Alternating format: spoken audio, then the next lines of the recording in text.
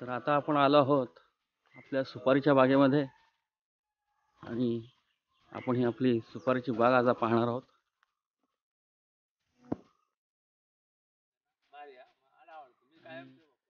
आपल्यासोबत आहेत आमचा दादा सचिन सारंग, जो आपल्याला आपल्या या बागेबद्दल माहिती देईल.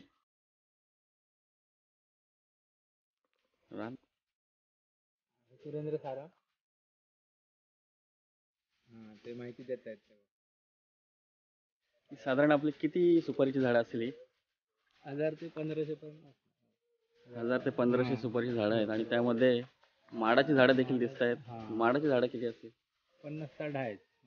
50-60 माडाची झाडं आहेत. मिरी, काळी मिरी. काळी मिरी. अच्छा, या सुपारीच्या झाडावरती काळी मिरी. काळी मिरीचा हा वेल सोडला जातो. तुम्हाला मी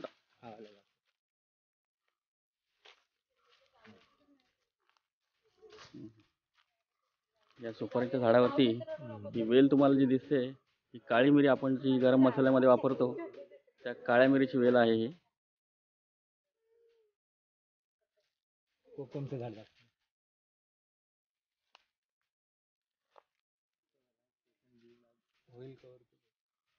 हे मध्ये कोकमाचं झाड आहे, रतांबे जे म्हणतात इथे, कोकमाचं झाड देखील इथे आहे.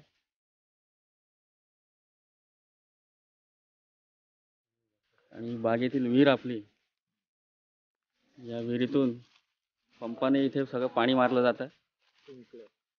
तसेच आता नवीन पद्धतीचे स्प्रिंकलर पाईप देखील इथे लावलेले आहेत. या विहिरीला 12 महिने पाणी असतं.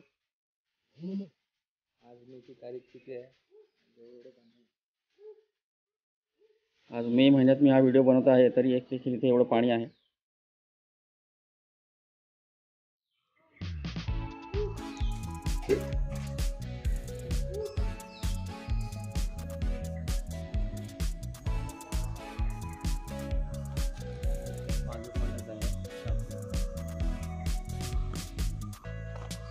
हे पहा, हे फणसाचं झाड देखील इथे आहे. फणस एक अशी वनस्पती आहे ज्याच्या बुंद्यापासून फार शेंड्यापर्यंत फळं लागतात. तुम्ही पाहू शकता.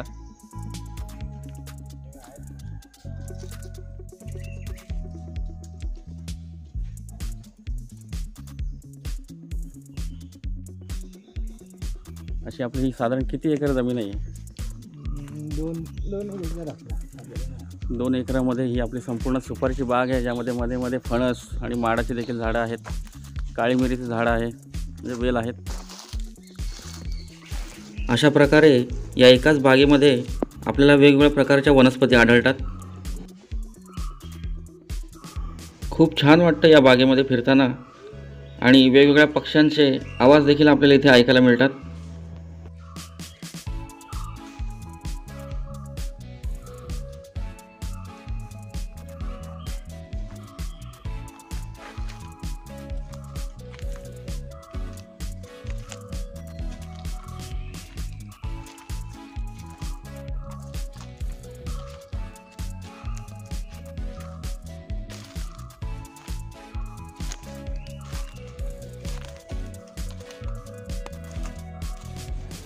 ही पहा, ही आहेत कोकमाची फळे.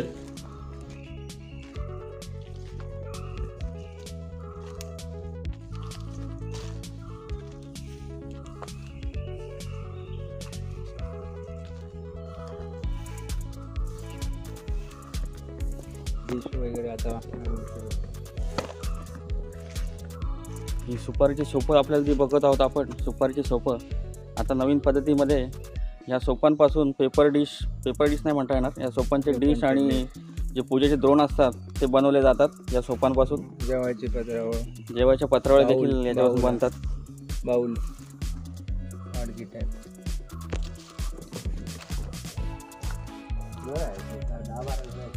पुढे नदी आहे आणि इथे ही आपली सुपारीची बाग संपते. त्याच्या पुढे नदी आहे. आता सध्या उन्हाळा असल्यामुळे पाणी नाही आहे. पावसाळा सुरू झाला ही पूर्ण नदी पाणी भरून वाहत असतं. पलीकडे कुठलं गाव आहे? पलीकडे आपलं वाडी आहे.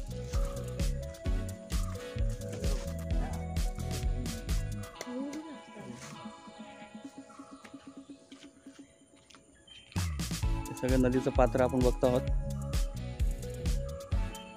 पावसाळ्यात पूर्ण नदी ही दुथडी भरून वाहत असते. घातलेला बंधारा ते दाखव, होईल नंतर पुढे गेल्यावर पाणी अडवण्यासाठी. दाखवायचं आहे तर तिथून वाढ आहे, जाऊ शकतो आपण. हा असा तात्पुरता तुम्ही बघत आहात, वाळूच्या गोणी भरून हा तात्पुरता बंधारा बांधला जातो नदीवर, जेणेकरून नदी पात्रात हे पाणी साठवलं जातं. त्यामुळे आजूबाजूच्या विहिरींना पाण्याची पातळी वाढते, बोरिंगला देखील पाणी वाढतं.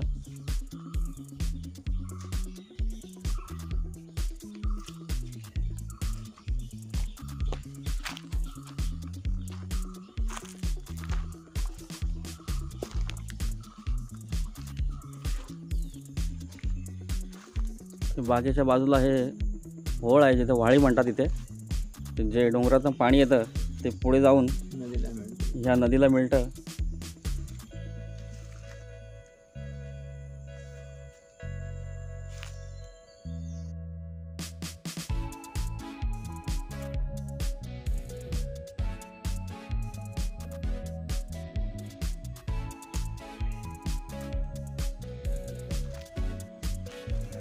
हे तुम्ही समोर पाहताय तमालपत्राचं झाड आहे.